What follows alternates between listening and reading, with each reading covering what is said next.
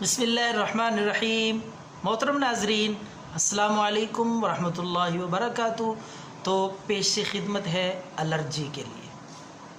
हर रोज़ नए नुस्खे, हर रोज़ हम आपकी खिदमत में हर बीमारी के लिए, हर परेशानी के लिए पेश करते हैं।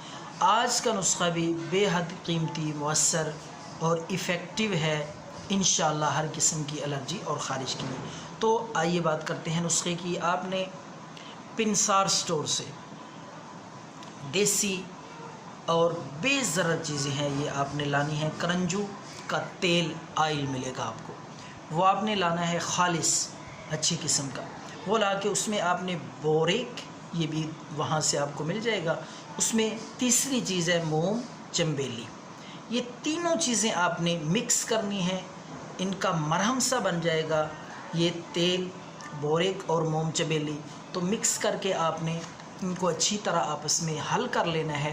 तो ये मरहम आपने फोड़े फिंसियाँ, ख़ारिश, एलर्जी, किसी भी किस्म की जिस्म के जिस हिस्से में भी हो, आपने रात को लगा लेनी है। रात को लगा लें, सुबह उठ के नहा लें। इंशाअल्लाह चंद दिनों में ये नुस्खा इस्तेमाल करने से पुरानी ख़ारिश में अल्लाह के फ़ज़ल से ठीक हो जाएगी और दोबारा करीब भी नहीं आएगी। ये कीमती नुस्खा है, बहुत ही आज़मूदा है, बारहा का आज़माया हुआ। आप भी ट्राई करें, दुआओं में याद रखें।